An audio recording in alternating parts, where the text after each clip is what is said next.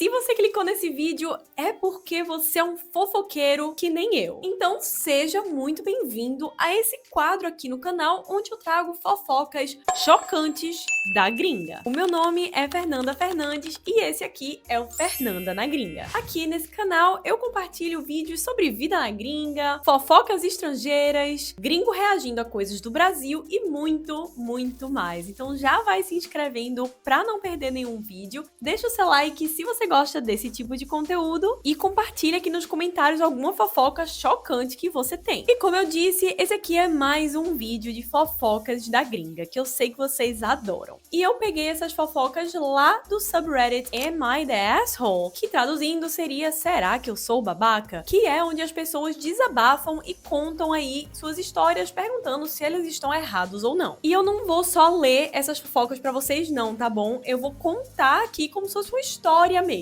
Então, vem comigo. As fofocas que eu vou trazer aqui hoje pra vocês são de família, porque se você acha que as famílias brasileiras são bem complicadas, é porque você não viu as gringas, meu amigo. Tem cada fofoca chocante, então bora começar. E a primeira história de hoje é uma briga entre irmãos, e essa briga tá, ó, suquinho de caos. E eu vou dar o título dessa história de A Expulsão. Então se prepara. Um jovem de 25 anos, que eu vou chamá-lo de Clayton, e a sua esposa, Sandy, levavam uma vida tranquila. E a Sandy, gente, é uma mulher muito doce, amável, muito leal. No entanto, a paz desse casal foi simplesmente abalada quando o irmão de 35 anos do Clayton, que eu vou chamar ele de Jurandir, foi expulso da casa dos pais. 35 anos expulso da casa dos pais?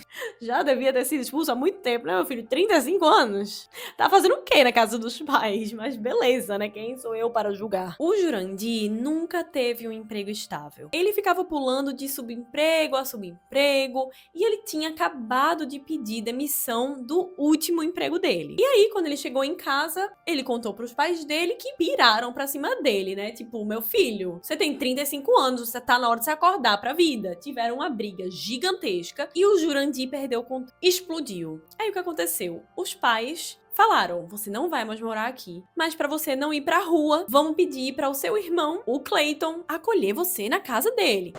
Eu tô passada, chocada. E foi isso que eles fizeram. Ligaram pro Clayton e aí, Clayton, ó, seu irmãozinho querido de 35 anos tá indo morar aí, beleza? E aí o Clayton e a Sandy decidiram acolher o irmão, né, o Jurandir. Só que eles deixaram algumas regras bem claras. Eles falaram, olha, você vai poder ficar aqui, mas você trate de limpar a porcaria do seu quarto e você procure um emprego. Nada de ser preguiçoso. Até porque o Clayton e a Sandy trabalham em home office, então eles teriam que passar o dia inteiro na companhia do Jurandir. E beleza, o Jurandir foi lá morar na casa deles, tudo parecia bem, só que é claro que alguma coisa vai ter que dar errado. É óbvio, senão essa história não estaria aqui no meu canal. Simplesmente, a doce Sandy veio falar com o Clayton e abriu o jogo, dizendo que o Jurandir estava dando em cima dela, gente. Não! Não! E não eram só elogios não, tá? Ele chegou a dizer pra Sandy que ele daria uma vida melhor.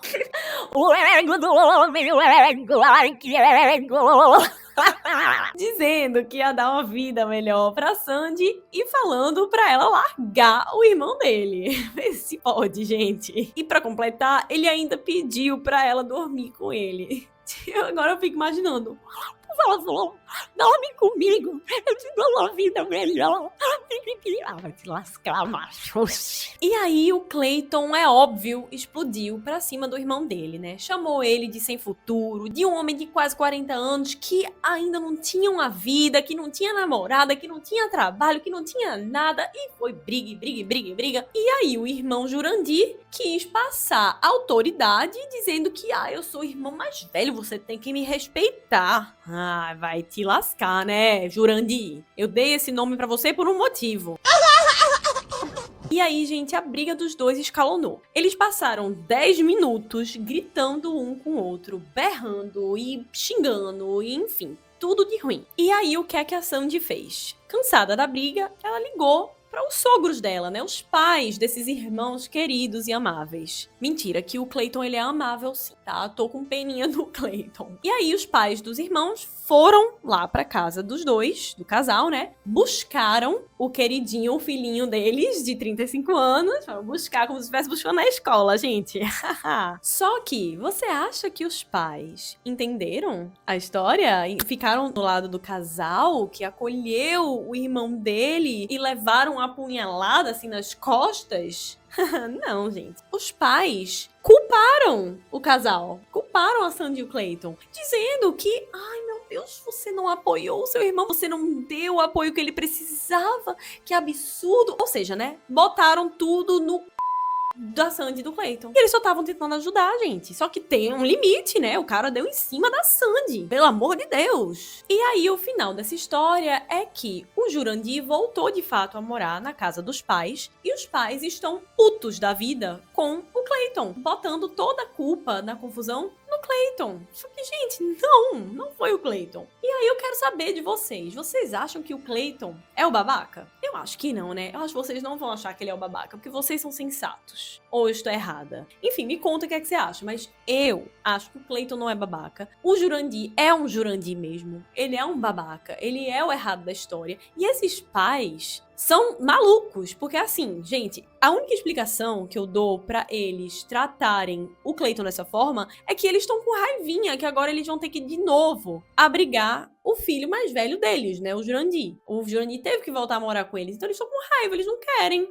Óbvio, quem vai querer esse traste? Ninguém quer esse traste, gente, ninguém. Então, eu acho que é isso, né? Resolvida a história. Eu acho que o Clayton está certíssimo. Ele realmente foi correto em defender a esposa dele, né? Vamos ser sinceros, gente, é a esposa dele. Poxa, não mexe com ela. Então, esse é o meu veredito. Não é o babá. Mas se você já ficou chocado com essa história, se prepara pra outra que é muito pior, tá? Porque eu sempre vou deixar a melhor pro final. Pra quem fica até o final, ser premiado com fofocas deliciosas. Mas bora pra segunda história, né? Que é, mais uma vez, briga de família. O homem que decidiu cortar o apoio financeiro ao filho adotivo. O Peter se tornou o pai do Mark quando ele tinha mais ou menos 1 aninho de idade. E hoje em dia o Mark tem 27 anos, tá? E como foi que o Peter virou o pai adotivo do Mark? Ele era muito amigo da Tammy. E como foi que ele virou o pai adotivo do Mark? Bom, ele era um amigo de longa data da Tammy. E a Tammy acabou engravidando e o pai não assumiu. Se você acha que isso é comum apenas no Brasil, é comum no mundo inteiro, tá bom? Bem legal, né?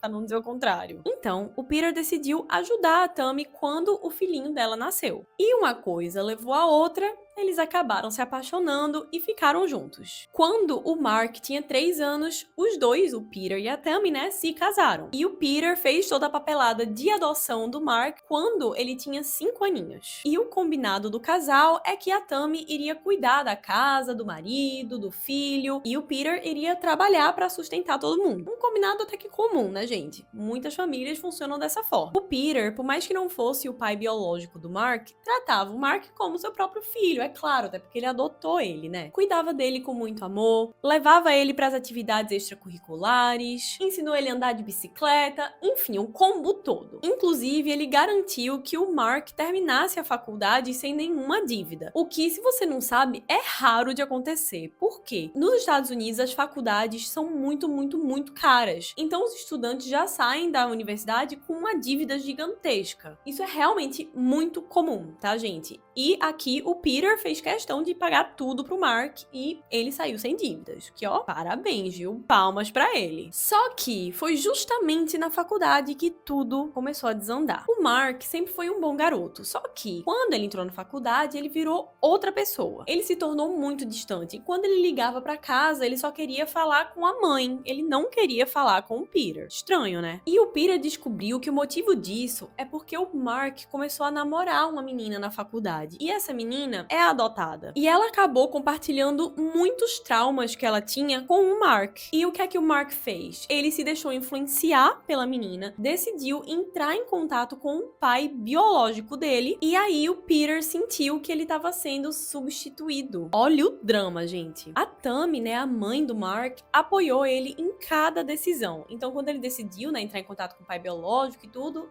ela foi super de acordo. E o Peter, por mais que ele apoiou a Tammy porque ela é a mãe, né, ela vai tomar a decisão que ela quiser, ele se sentiu magoado, se sentiu excluído. Só que aí, gente, infelizmente, a Tammy ficou doente. E o Mark ia visitar ela no hospital às vezes, o Peter encontrava com ele, mas eles não falavam muito. O contato deles foi assim, se dissipando, sabe? E aí, infelizmente, a Tammy chegou a falecer. Eles se encontraram no velório. O Mark não quis falar muito com o Peter, depois só entrou em contato pra resolver coisa do inventário e coisa do seguro de vida. Porque sim, a Tammy tinha um seguro de vida, mas era uma apólice pequena e todos os outros bens da Tammy ficaram pra o marido, né, o Peter. A Tammy tinha uma conta bancária que o Peter depositava um dinheiro pra ela usar com o que quisesse. Quando o Mark saiu da faculdade, a Tammy usava esse dinheiro para custear a vida do Mark, né, que é o filho dela. Então o dinheiro que o Peter dava para ela ia todo basicamente pro Mark. E além disso, o casal, né, o Peter e a Tammy tinham